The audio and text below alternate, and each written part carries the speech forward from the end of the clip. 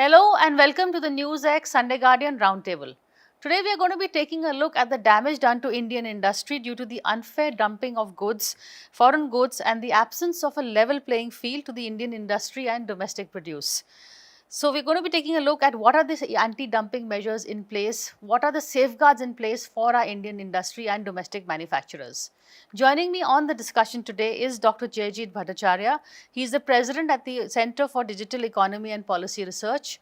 We have Mr. A.K. Gupta. He is a former Indian Cost Account Services officer, and he's also the founder of TPM Consultancy, which is a trade remedies consulting entity. Also joining us is Mr. Rajamani. He is the president at the Indian Stainless Steel Development Association. So we're going to be talking to these experts and people who are stakeholders and have an inside view on the industry and what is happening. But first, Dr. Jayajit, if you can just explain to our viewers exactly what the problem is and what we're going to be looking at in today's discussion. Sure. In fact, Priya, you mentioned the word anti-dumping duty. So we need to first understand what this is. Okay. So we all know that India went down the path of liberalization in 1991. Wherein large duties were reduced. So we had duties of 120%, 150%. They were reduced to 10%, 15%. Now, when you do that, that exposes the Indian industry to predatory pricing. So what is predatory pricing? It's that if I need to destroy the Indian industry, I'll then start selling goods at a price point which is below the total cost of manufacturing. Right? And this, what it leads to is access to the Indian market and unfair competition. So if you are selling, let's say, toys at 100 rupees, I'll start selling them at 50 rupees. So I might even incur a loss, or I might just do it above my operational cost. The resultant outcome will be that you will not be able to produce and sell anything in your own market. So I'm denying market access to you. Therefore, to safeguard that, what the WTO had given a few mechanisms to protect the Indian market from such predatory pricing. These are safeguards that all countries in the world have. All right. One of them is anti-dumping duty. So from 1991 till roughly about August 2021, the Indian government had done detailed research in terms of which are the industries which are getting impacted. Based on that research, they had made recommendations. And most of these recommendations, 99.5% of these recommendations were accepted and implemented. These detailed research is done by an organization called DGTR, which is Directorate General of Trade Remedies under Ministry of Commerce. Okay. What we suddenly see from roughly around September of 2021 is that many of these recommendations by DGTR is getting rejected. What that means is that a lot of companies are shutting down because they can't compete. They can't compete not because they're not competitive, but they can't compete because there is unfair pricing happening on the other side. Because it's in a war in a different way. When you do war, you basically try to get market access and you try to get access to resources. If you can do it through through pricing differentials and pricing it at a price lower than the production price, then you have achieved the same purpose. Once the domestic industry gets wiped out, who then manufactures these goods? And then the prices are brought back to usurious levels. Let me just go back to 1815 for a moment. Is that when the Indian shipping industry was dominating global shipping and it was decimating the British ships, the British shipwrights went to the king and said, look, if you don't stop the Indian ships from being dominant, then when your Royal Navy needs help, we will not be around. We'll obviously starve to death because we can't compete with the Indian ships. So the British government at that time passed legislation which put unfair, massive amount of taxes on the Indian ships above 300, which were below 300 tons. This was made to make sure that the British industry gets protected. Now, that was protectionism. What we are talking about is plain safeguards of the Indian industry. We want a level playing field. And if that doesn't happen, we are ending up losing lots of jobs. And you would read in the newspapers that imports are going up. This is one of the key reasons why imports are actually going up in the country. Who's rejecting the duties? The Ministry of Commerce has recommended the anti-dumping duties. Right. So there is a process that's followed in the country where one ministry which is responsible for ensuring the growth of the industry in this country, they do this research, which is Ministry of Commerce. Then it's submitted to Ministry of Finance because larger interests of the country needs to be looked at. So if there is a geopolitical implication of certain duties being put in, then that is considered. But largely that is always cleared by Ministry of Finance. It's a check and balance that is put into place. Somehow that balance has changed, and the industry is very curious why that is happening, especially when this government and our government has come out with a clear policy on Atmanirbhar, which the entire industry is cheering. Exactly. Every single person, every child, in fact, knows the word Atmanirbhar, and they're all cheering for it and rooting for it. Then why is there a different kind of a reaction from another part of the government? That is a little perplexing. Perplexing. Can you throw some light on the problem or further explain the problem? What are the sectors that you feel, are any particular sectors being targeted, Mr. Rajmani, or is this a general application to all? No, it is general to all the industries. Particularly, I can throw light on stainless steel industry, which I am representing. Currently, what happened is there was a CVD on stainless steel imports from China, which was imposed in 2017. CVDs? CVD is countervailing duty, Okay. which was imposed after doing all the due diligence by DGTR, and it was a proper methodology basis on which the CVD was imposed. And the duration was for the period of 5 years, and which was supposed to be reviewed in September 2022.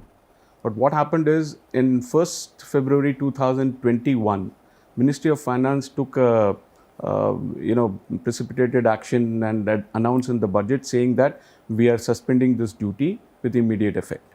And again on 30th September 2021, they said the suspension will further extended till 31st January 2022. And on 1st February 2022, they revoked this duty.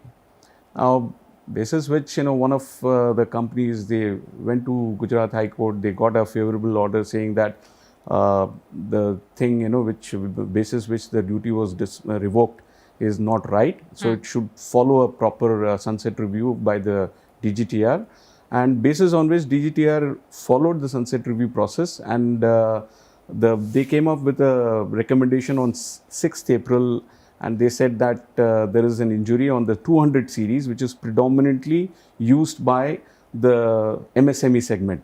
Okay. And it is used for kitchenware and utensils. I would because people wanted to know what is 200 series. So it's a lower grade which is predominantly used for kitchenware and utensils industry. We call it as a Lagu Udyog, and which is there in Gujarat, Rajasthan, and in our Wazirpur, Haryana, Jagadri, and all these places. So there are around 600 MSMEs, who have been surviving affected only because of this, and they don't have any alternate product profiles with which they can say, for example, if I am facing a problem in a particular product segment, I can switch over to some other product segment where I can be profitable. But here, that case is not applicable to them because they know only how to make utensils and they know only how to make 200 series, and it has come hard on them. So if you take a total scenario, the MSME segment, it is around 600 units which is there across India, out of which around 80 are induction furnace manufacturers and around 500 plus is the steel re-rollers. Okay. So the MSME segment is a labor intensive segment, and as I mentioned, it is around 600 people across India, out of which 80 is induction furnace manufacturers and rest of them are re-rollers. And out of induction furnace, around almost 17 to 18 companies have been shut down. And on re-rollers also around 60 people have shut down their operations. And there is a total employment. So how many percent of the industry has been affected? Almost 25% is shut down. Has the steel ministry not taken cognizance of the fact or said anything? No, they have taken cognizance. In fact, they have recommended it to Ministry of Finance to, there is a need for imposing CVD as per the recommendation by the DGTR. But it is still not yet come. Still in the entry. Yeah. Okay. Mr. Gupta, you are an expert on trade laws. So you can, if you can just help us understand the problem vis-a-vis also what the global practice. So two things I think I would like to tell you here is that one is that we follow a two-tier structure where DGTR makes a recommendation after an elaborate investigation, and thereafter Ministry of Finance decides whether to implement the recommendation or not. Right. A couple of countries also have a two-tier structure. But if we really look at past history, as Dr. Jajit said, we were really having practically less than 1% rejection rate. But in the current situation, we are facing around 60% of the rejection rate. The rejections are happening by Ministry of Finance, reasons for which are not known to the industry concerned. Can protectionism be one reason, or is it? It's a widespread myth that anti-dumping or anti-subsidies are in the nature of protections. They are actually in the nature of remedies. The fault lies with the exporter.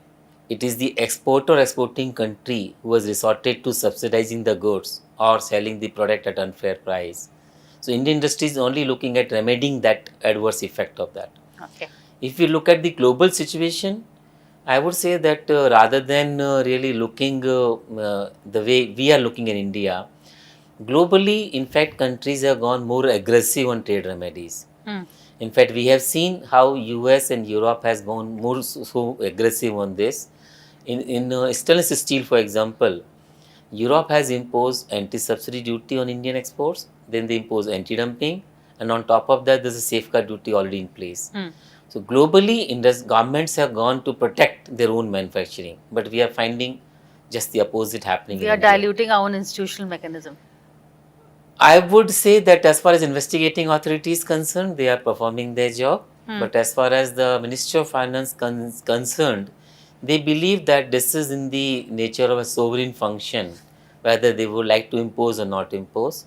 And in the because of the sovereign powers, they have been considering that they would not like to impose duties wherever they feel it's not necessary. Okay, so Rajmani gave us the example of the steel industry, but supposing, is this also happening in, say, the medicine industry, or other? So we do have some past examples. We have a very interesting example of penicillin G, where a recommendation was made by DGTR for imposition of duty. Prices of penicillin G at that point in time must have been something like $6 to $13. It's more than 15 years now. After the recommendation was rejected by Ministry of Finance, India was totally out of penicillin G. Now the government has understood how important the product is, and the product has been brought under PLI. How important is the product? The government has now brought the product into PLI, and there is now a new company who is setting up manufacturing facility for penicillin G. When you look at the import price now, the penicillin G price now is between $35 to $45. In fact, it's a matter of really a good research to be done that to what extent these measures actually have helped the country. And as a trade law expert, I have been repeatedly saying that probably these measures have helped not only the manufacturers but also the consumer as also the public at large. Okay. In fact, we have got by now more than 1,200 recommendations. I am yet to come across, barring some exceptions, a situation where there have been a widespread adverse effect of these measures or a widespread abuse of these remedies by the trade and industry.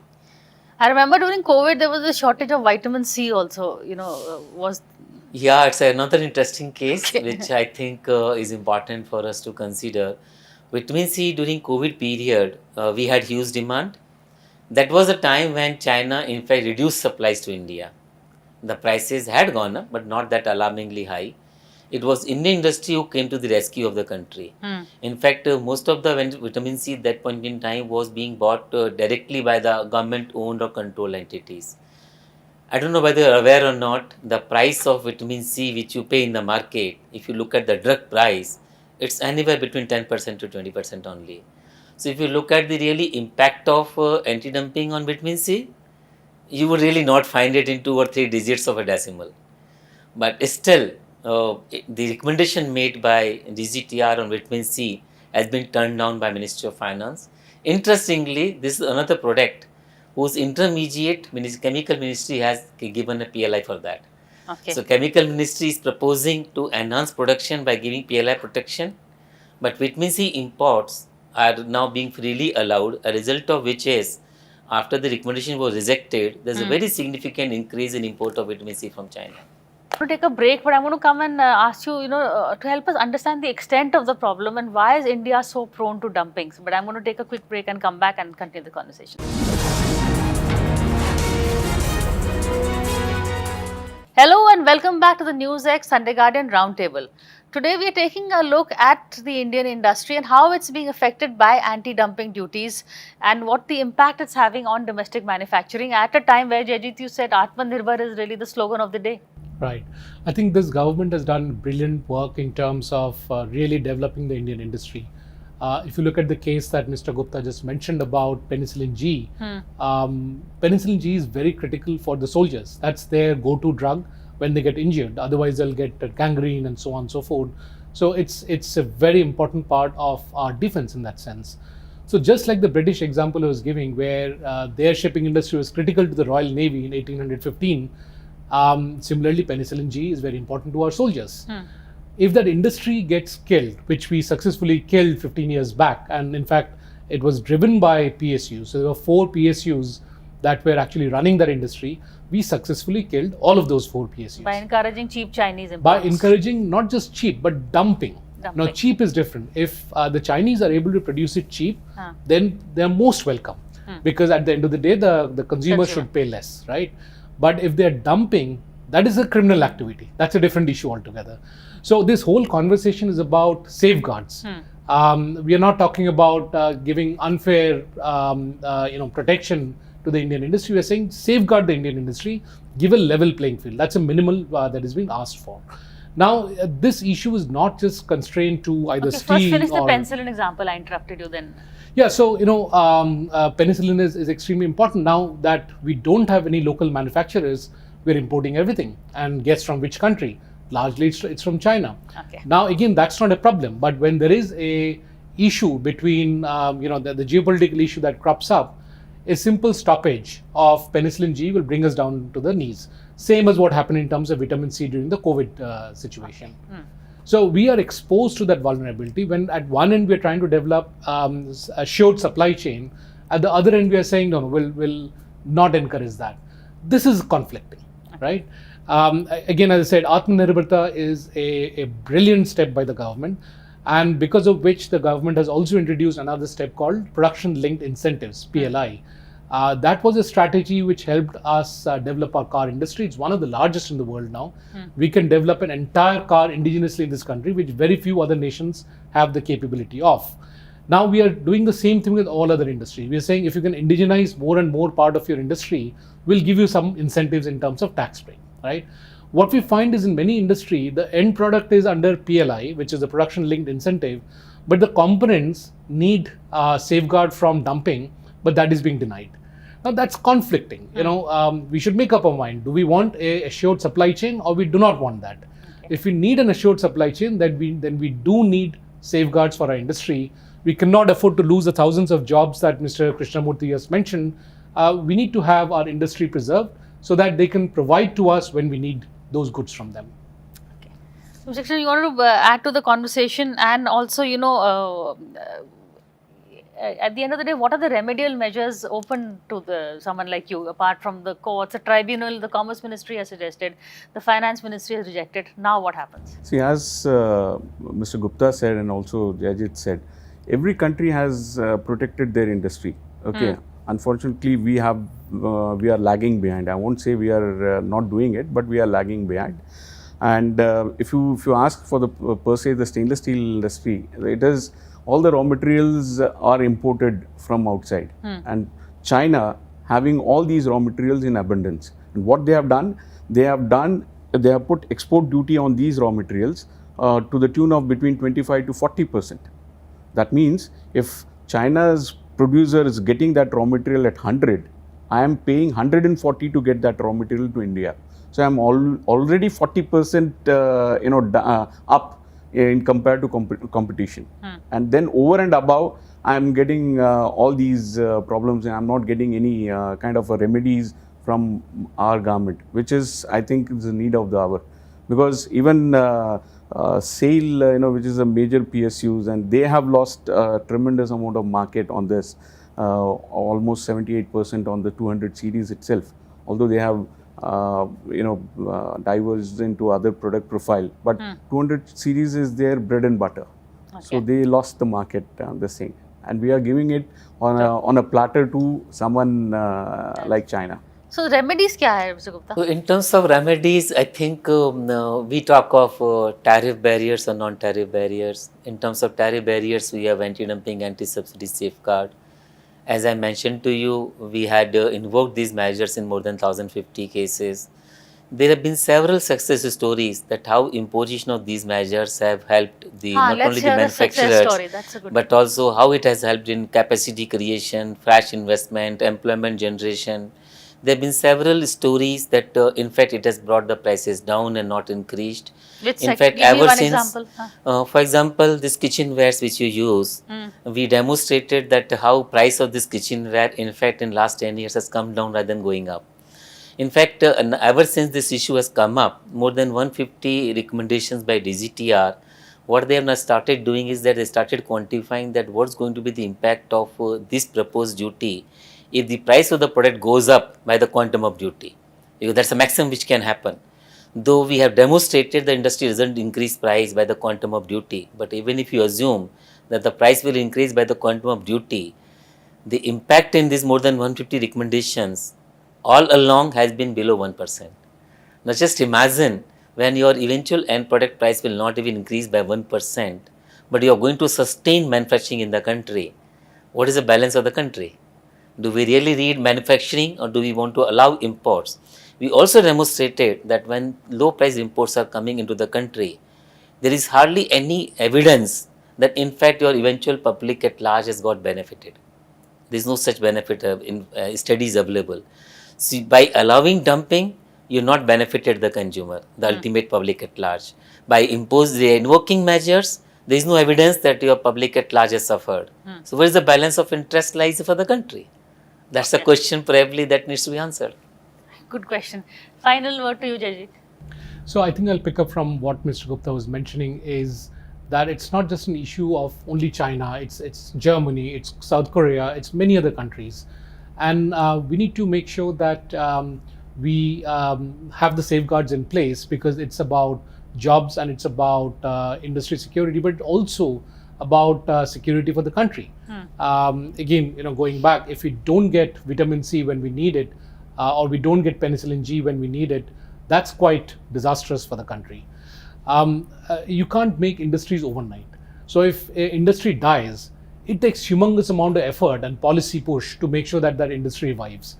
And again, in the context that this government is so focused on strengthening our industry, in creating jobs, in growing the economy, it continues to be perplexing as to why another arm of the government is not allowing these benefits to come in.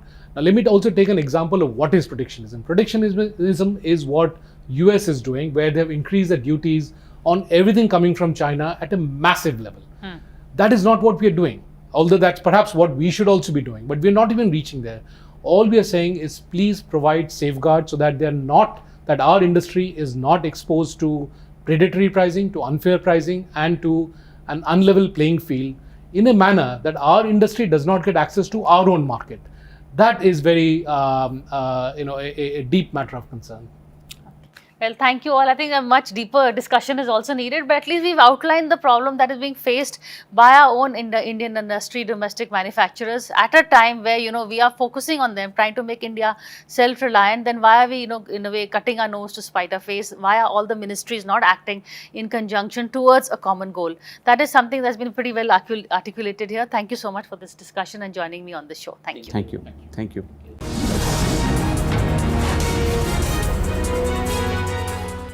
For more such videos, subscribe to the NewsX YouTube channel, hit the bell icon.